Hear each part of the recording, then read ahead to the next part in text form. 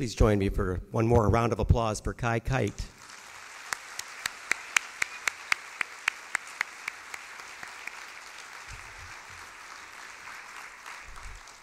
Good morning. My name's Nick Altiro, and I'm the president of the American Society for Engineering Education, and it's with great pleasure that I welcome you to Seattle for the 122nd ASEE Annual Conference and Exposition, the theme of which is Making Value for Society. It is my understanding from authorities that this year's attendance is the highest ever, and when I asked by how much, I was told several hundred. So we have a record attendance, and it's great. Great to be in Seattle. We are very grateful that we continue to receive outstanding sponsorship support, and I would like to thank all of the ASEE public and private sponsors of the ASEE 2015 Annual Conference and Exhibition.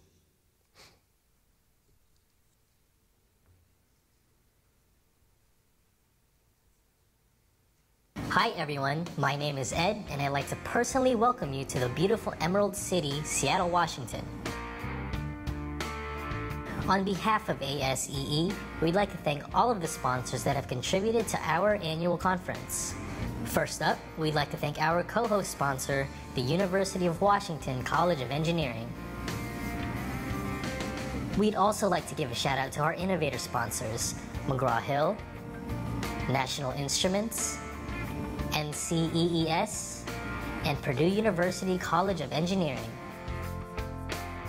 Next, we'd like to thank our pioneer sponsors of Boeing, Dassault Systems, MathWorks, Northrop Grumman, PTC, Webb's Edge, the Lemelson Foundation, and Texas Instruments. You guys are awesome.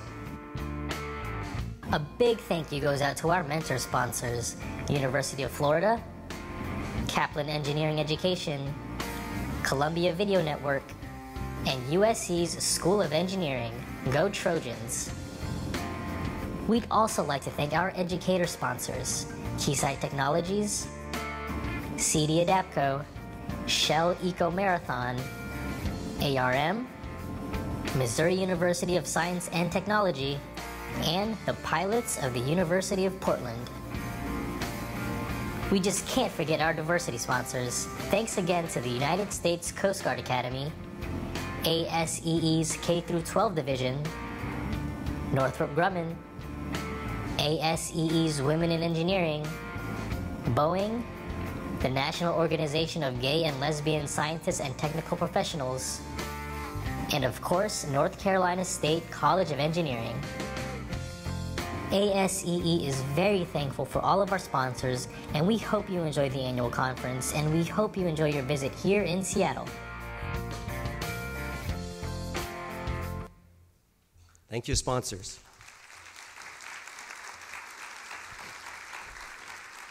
I'm also very pleased to acknowledge the delegates representing international engineering societies that have signed memoranda of understanding with ASEE.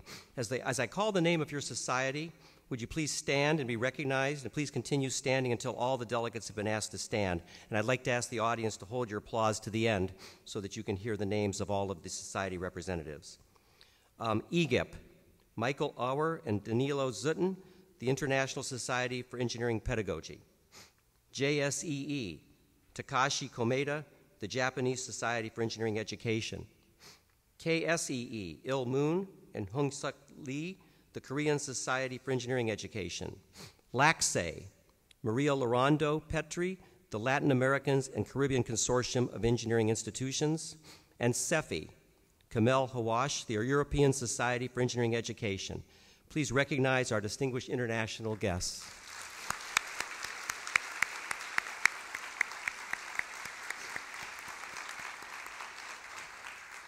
We'd now like to take this opportunity to recognize ASEE members who have attended 25 or more ASEE conferences. If you've attended at least 25 ASEE conferences, would you please stand and be recognized?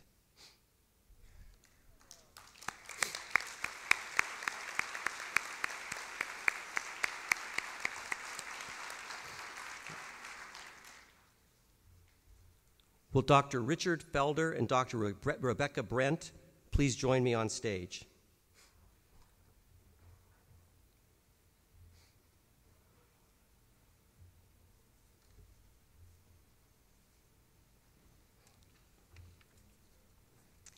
In recognition of their many years of service to ASEE and its members through the National Effective Teaching Institute, ASEE would like to present Drs. Felder and Brent with a Crystal Award and the following resolution.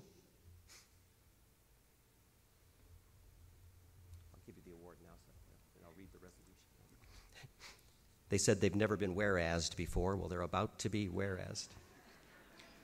Whereas Dr. Richard Felder, co-founder and co-leader of the National Effective Teaching Institute, NETI, and Dr. Rebecca Brent, co-leader of NETI, have announced their retirement as instructors and co-leaders of NETI effective June 2015. And whereas this retirement follows 25 years of distinguished service and leadership for Dr. Felder and 21 years for Dr. Brent. And whereas NETI is an internationally acclaimed workshop offered by ASEE that enhances the instructional effectiveness of new engineering and engineering technology faculty. And whereas NETI is currently in its 25th year of operation and has involved over 1,300 participants from 244 universities and colleges. Whereas NETI participants have been uniformly enthusiastic about the quality of NETI offerings, and NETI has received an overall rating of excellence since it was first introduced in 1991. And whereas NETI alumni have had noticeable positive impact on the quality of instruction at their institutions, oh, and there's one more whereas. And whereas Drs. Felder and Brent have led the expansion of the NETI model to a well-received follow-up workshop for more experienced faculty, therefore, the ASEE Board formally recognizes, congratulates, and honors Dr. Richard Felder and Dr. Rebecca Brent through this resolution past this 14th day of June in the year 2015. Please, let's give them a great round of applause.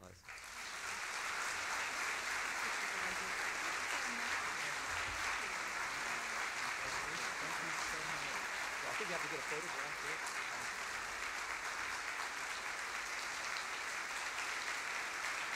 Thank you. Thanks so much.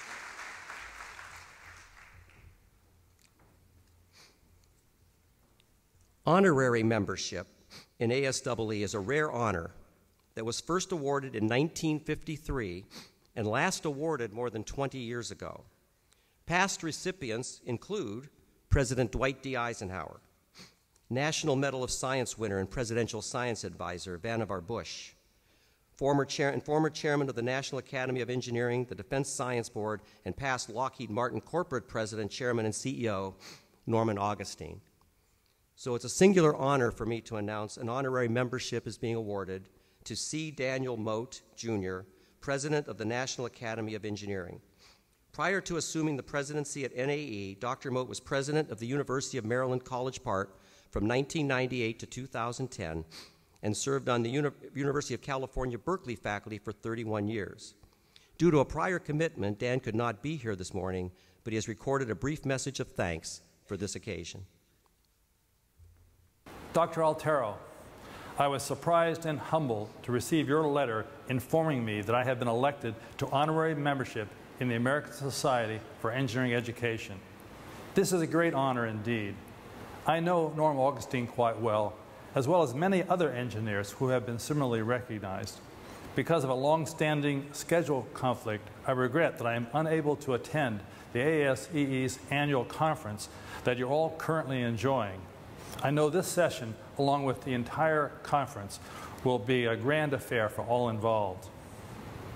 The ASEE has a long and distinguished history of service to engineering education, research, and the nation. Its membership and award winners represent a who's who in engineering, both past and present. It may be the only society that spans all engineering fields of specialty and all member domains in education and business. As such, the ASEE plays an exemplary role in the public's understanding of engineering, which is critically important for me and the National Academy of Engineering. Dr. Altero, I thank you again for this invitation to honorary membership of the ASEE, and I look forward to another opportunity to express my deep appreciation to you in person for this distinguished recognition.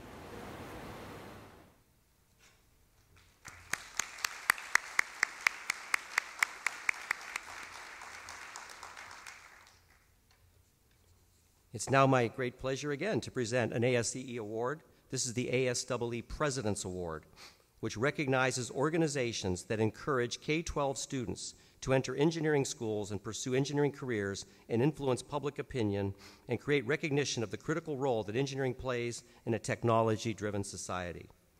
The 2015 President's Award is being presented to for inspiration and recognition in science and technology, FIRST, which is represented here this morning by FIRST Executive Advisory Board member Dr. Woody Flowers, the Pappalardo Professor Emeritus in Mechanical Engineering at MIT.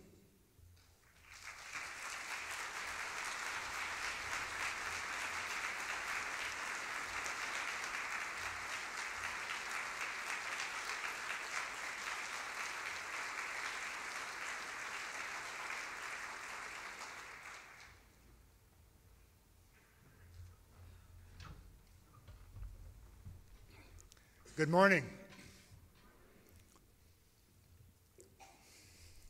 To the nominators, the ASEE Board, and the Engineering Dean's Council, I want to say thank you from Dean Kamen, the founder of FIRST, Don Bosey, the president of FIRST, Bob Tuttle and Sherry McCoy, the Board of Directors co-chairs, from the 300,000 or so folks that participated this year, and from the over 1 million alumni of FIRST, and from me, very sincere thank you.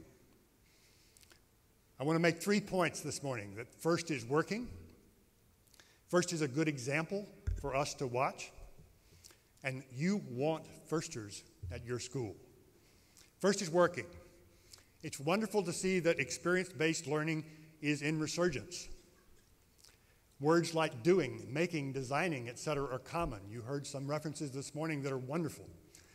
I'm thrilled about that because I've been very interested in this kind of education since the time when my hair was a different color and quite a bit more abundant.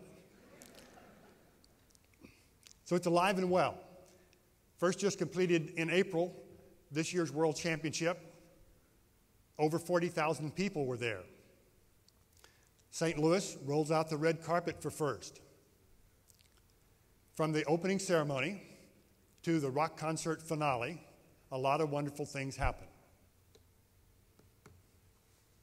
The victory, this play, this game, it's so awesome. I can't believe we won it. It's everything I've worked for the past 6 weeks. I've stayed up late day after day, and it all is coming together now. I'm overwhelmed. It's so amazing.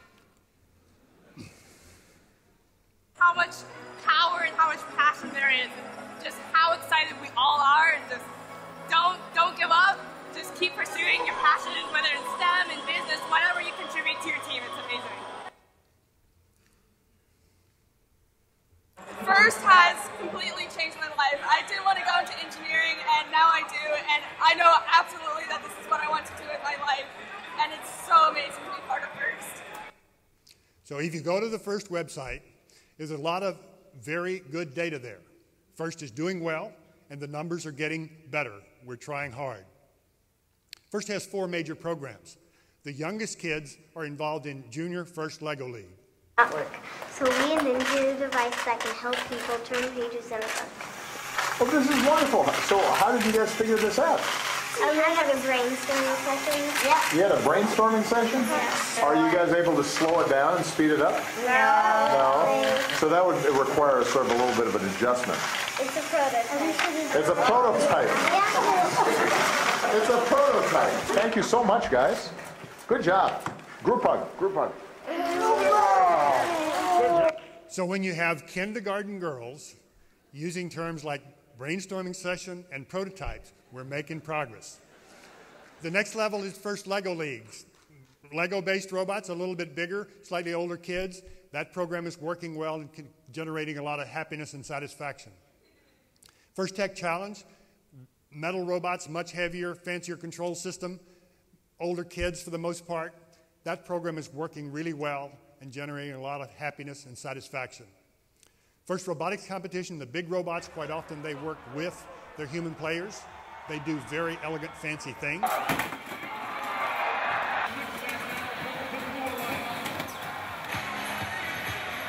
stand in front of a cheering crowd, things work out, and the program generates a lot of happiness and satisfaction. So yes, FIRST is about high-tech robots, but there's more. FIRST has an ethos of gracious professionalism, which means essentially that you compete like crazy, but you treat one another with kindness and respect in the process. Each of the programs, the highest award is not for the fanciest or the best robot. It's essentially for the most exemplary relationship between the team and community or society. So these are team-based things. They work on very hard problems, and the students have to be motivated to try to learn what they need to accomplish the task. And it's working. The numbers are good and continue to grow. FIRST is a good example of something that we should all be paying attention to.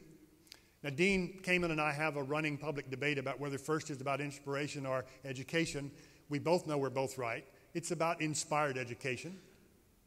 And I think it's an important prototype for us to look at. It might help us face our inconvenient truth. I hope that all of you have read the National Academy of Science meta-study that compared 230 studies that looked at active learning versus traditional lecture. Active learning won big time. The Science magazine article had the headline, "Lectures aren't just boring, they're ineffective too," and mentioned our ethical obligation to pay attention to the results of that study. If you look at Make It Stick, it's a nice compilation of what the brain science and cognitive science people are teaching us about how learning happens. Points out that many of the things we've been doing for a very, very long time are less than optimal. Paul Taylor's book, The Next America, makes it very clear that our audience is changing rapidly. The demographic wave that's coming through is fast and big. Robert Putnam's new book, Our Kids, makes a chillingly unambiguous link between poverty and poor education and the lack of mobility that comes from that. The Zero Marginal Cost Society makes it clear that our assumptions about cost are probably not accurate. There are many books about dystopian views of our institution. This one has some arguments that I accept and some that I do not.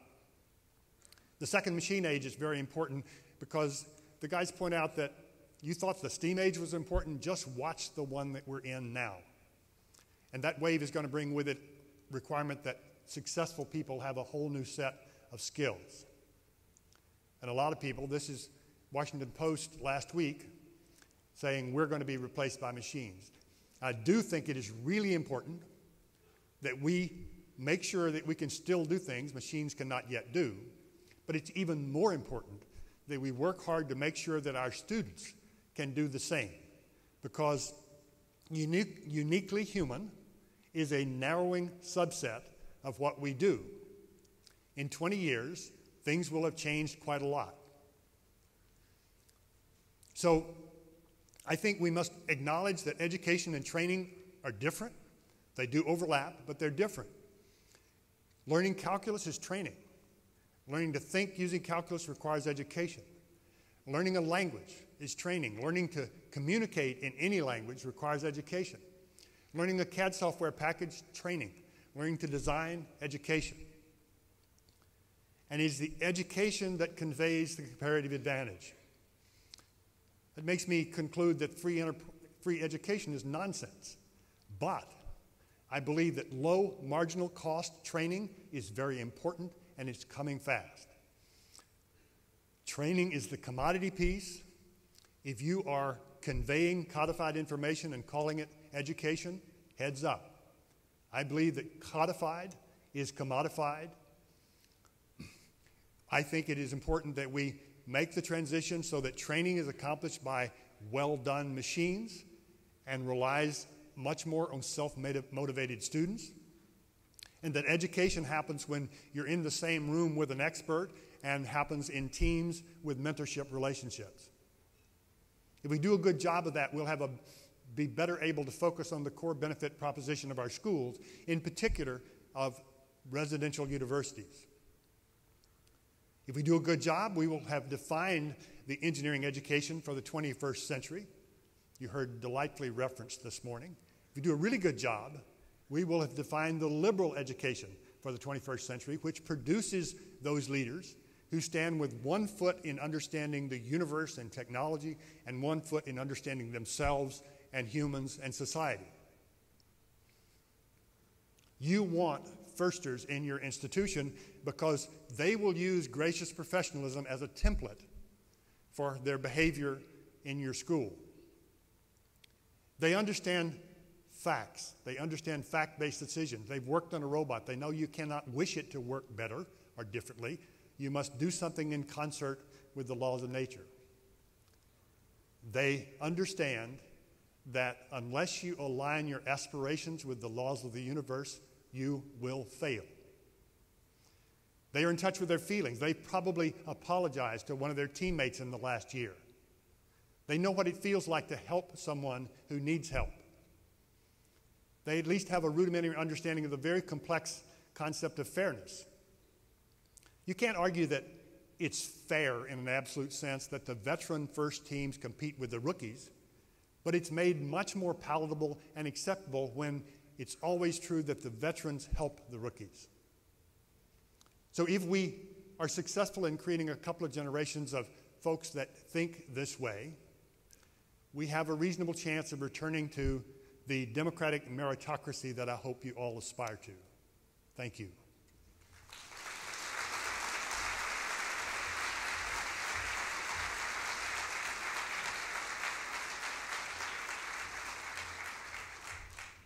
Thank you, Woody.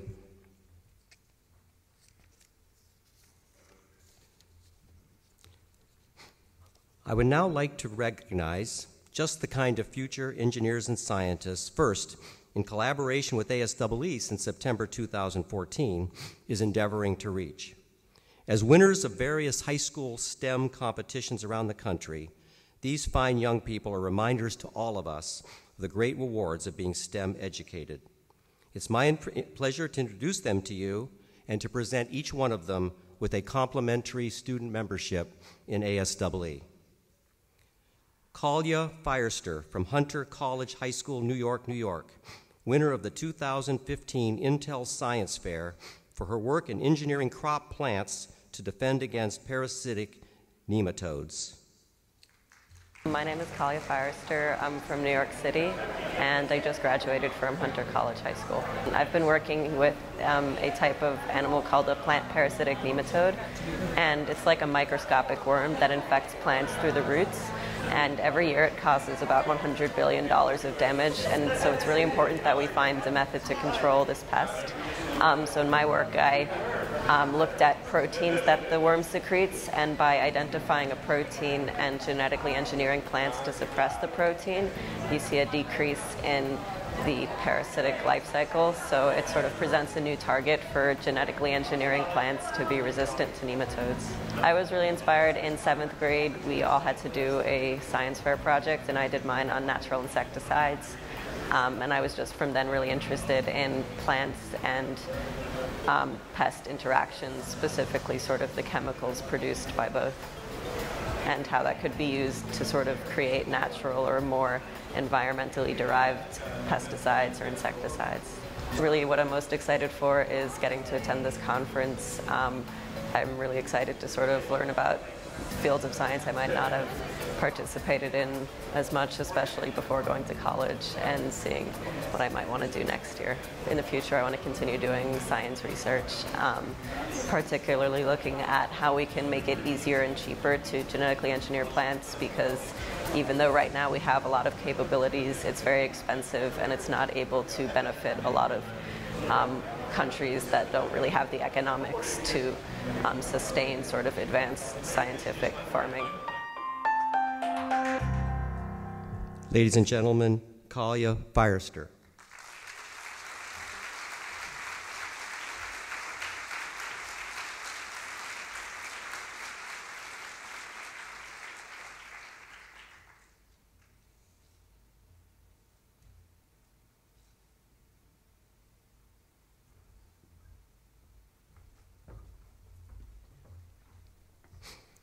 Teresa Din and Nick DeGallier from Sammamish High School in Bellevue, Washington, winners of the Purdue University Engineering Programs and Community Service EPICS Award for their modified 12V motorized car for students with disabilities. Hi, I'm Teresa Din from Sammamish High School. I'm Nick DeGallier from Bellevue, Washington. I also go to Sammamish High School with Teresa. What we did was we modified toy cars for disabled kids at elementary school. Those little toy cars that you ride in, we modified them to, for each disability. So one of them we made a head switch where students can use their head to start the car. The other one we made a button so students who can't use their feet, they can use their hands to move the car. And then we made a knee button where students can use their knee to move the car. Yeah, in order to do that, we had to use skills like 3D printing, wiring, and basic craftsmanship. It was really rewarding along the way because we got to do something for kids in our community that really are kind of at a disadvantage, and it was really fulfilling at the end to see our project pan out and work out for these kids. We were definitely inspired by just the fact that we could do something for people in our community that need our help, because basically these kids are at a disadvantage because they can't really cognitively develop because they can't move around in a 3D space, they don't understand cause and effect. So what we do, it kind of helps them do that and get in touch with their surroundings so they can move on to the next steps in their life. Receiving the award has given us a big opportunity because we've never done any of this before, and it's just giving us a new experience, and it can broaden our horizon to expand our project and do more things with it. Yeah, just certainly getting this recognition is great for not only us but for the school, and it can kind of give us like a repertoire and a reputation and say, you know, we've already done this, let's move forward and let's actually make this a big deal and really help these kids out in a positive way. Ladies and gentlemen, Teresa and Nick.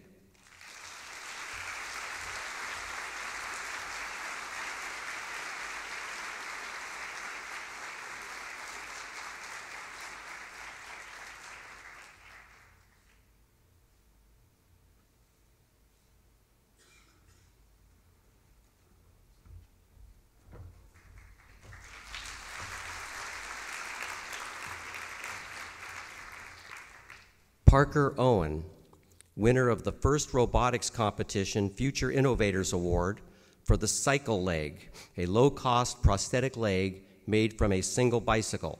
Parker is also the founder and CEO of Fraps Advertising, LLC. I'm from Alabama, a little town called about 40 minutes below Birmingham. It's called Columbiana, Alabama. Very small town. We have a population probably 4,000. I used to go to Auburn. I since have started my own company, which sort of focuses around innovation and other aspects, primarily the advertising industry as well as prosthetics. My award was the first Future Innovators Award, sponsored by First Robotics. I created a prosthetic leg made from a bicycle, very much like you see here. The idea was that third world countries can't afford modern day prosthetics, so is there a way to innovate something that can fill that need? And so what I sort of came up with after watching documentaries on Netflix is most of these countries have bicycles as a resource, so why not use a bicycle to create a prosthetic leg for these people?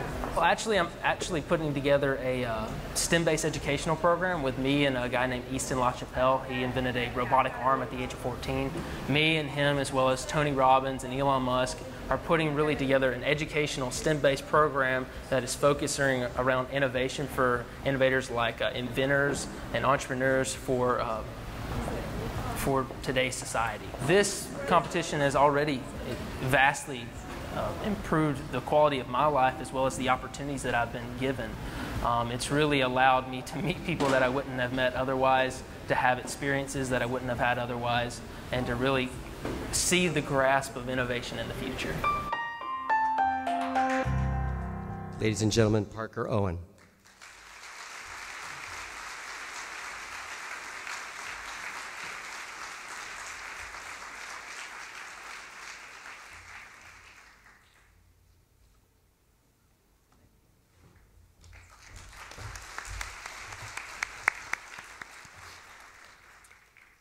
Savannah Kofer and Varun Balabanini from the Columbus Academy in Columbus, Ohio, winners of Conrad's Spirit of Innovation Challenge for the design of fire armor, innovative apparel to protect firefighters against excessive temperatures. I'm Savannah Kofer. I'm going to be a senior at Columbus Academy next year in Columbus, Ohio. I'm Varun Volbnani, and I will also be a senior at Columbus Academy in Columbus, Ohio. Our business, or our innovation that we invented it's called Fire Armor, and it's an innovative protective apparel designed for firefighters and anyone that will face extreme high temperature situations. Yes, current fire protective apparel rapidly degrades at about 300 C and provides less than 6 seconds of protection to the firefighter in a flashover condition. However, the solution that we invented, Fire Armor, provides the firefighter with up to 5 minutes of protection in a flashover environment. So we entered the Conrad Awards, and it's an entrepreneurial competition for high school students around the world, and it asks students to find a community problem and then tackle it by creating a solution. So that was our solution to this pressing problem. I think the turning point for us was in 2013. You might remember there was a tragedy in which 19 Arizona firefighters were surrounded and killed during a flash fire. So after that, we did a lot of research, and we found that it wasn't just an isolated incident. So there's thousands of firefighters around the world that experience thermal burns, and we knew that there had to be a better solution. So the inspiration for our solution actually came from endothermic ice packs. So the instant ice packs that actually absorb heat from the environment. So we're wondering if that kind of technology might be used to protect firefighters by having a chemical reaction that actually takes in heat from the environment and protects the firefighter. And we found that the answer to that question was yes. One of the best parts about this entire competition was that we were able to meet peers from around the world that share the same interests as us. So the possibility of working with them and even having that friendship and connection, I think will be a huge benefit in the future. And the really unique thing about the Conrad Awards is that it's an entrepreneurial or business-oriented competition. So we really got to investigate how we could realistically make this into a real-life solution. And we're really looking forward to doing that in the future. Ladies and gentlemen, Savannah and Varun.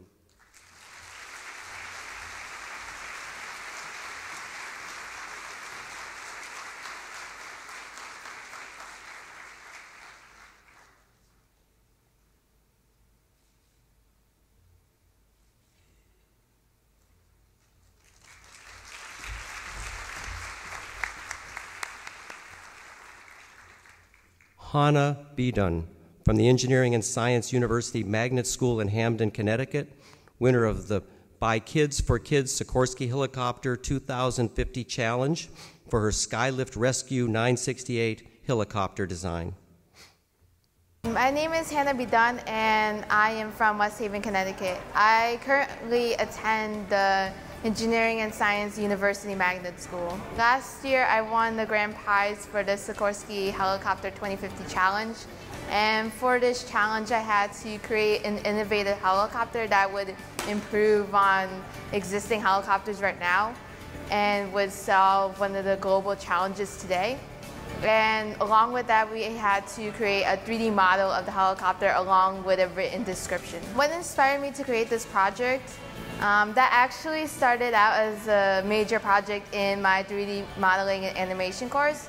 And from there, I just researched innovative technologies in aircraft and vehicles, and somehow I incorporated it into an innovative helicopter. After the Sikorsky Helicopter Challenge, I got lots of recognition from my peers and my teachers, and I also had to do a conference with the Sikorsky aircraft, and I had to talk about it with news reporters and some of the Sikorsky staff, and that was the preparation for doing this interview right now.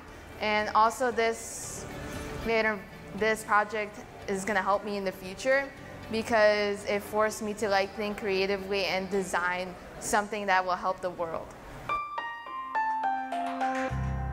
Ladies and gentlemen, Hannah Bedun.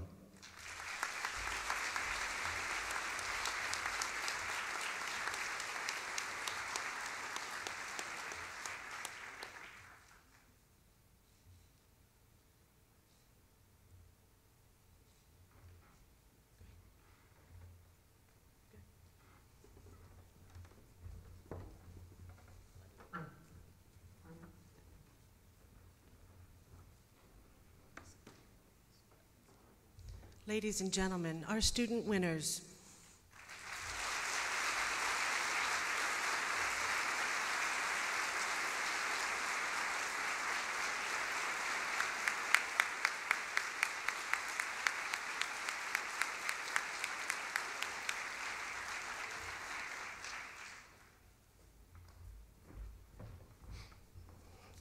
to be young again.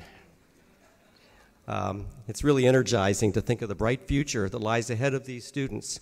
And I'd like to give them one more round of applause because they deserve it.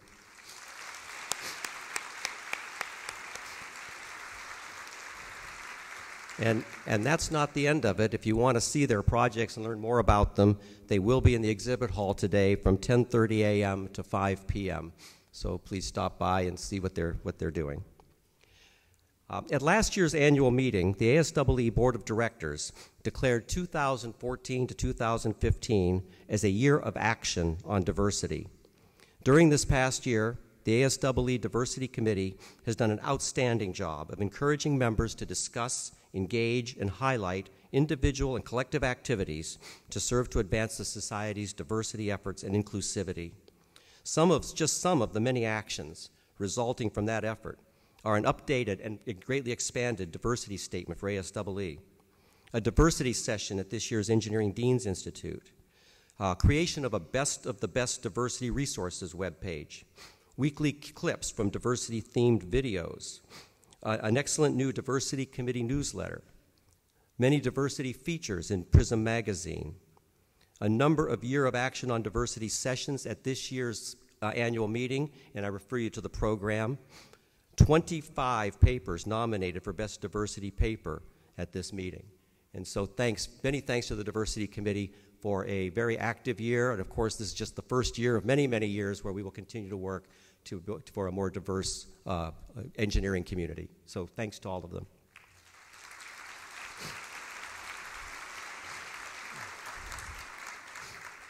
On a more sobering note, it is a reality that the society has been operating at a deficit for the past several years, with the last fiscal year being the highest deficit yet of over $1 million. The society, which includes all of you with leadership from the Board of Directors, must and will take immediate action to be fiscally viable. As a result, we've made it a top priority to approve and achieve a balanced budget beginning with the coming fiscal year. This is requiring some tough decisions that involve both increasing revenue and reducing costs. In order to make the best decisions for our society, it is imperative that we understand our collective mission and priorities, and that, in fact, elevates the importance of our strategic doing initiative that was also launched at last year's annual meeting. Like other nonprofit and for-profit organizations, ASEE faces the challenge of transformation. The world has become far more complex and turbulent. The way we organized in the past is just not going to serve us well going forward. To address these challenges, we are moving forward with an agile strategy process called strategic doing. This is a strategy process that is specifically designed for open, loosely connected organizations. It's designed to form collaborations quickly, move them forward toward measurable outcomes, and make adjustments along the way.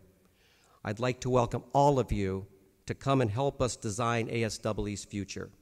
We encourage you to spend 90 minutes of your time to attend the Strategic Doing session on Tuesday, and you will get more insight into the agile strategy process we are using, and the session will show how designing ASEE's future will engage the best of your experience and insights and your collective wisdom. The Strategic Doing listening session is scheduled for Tuesday at 2:30 p.m. on the exhibit hall floor, and it will be led by Ed Morrison from Purdue University. Please join us at that session.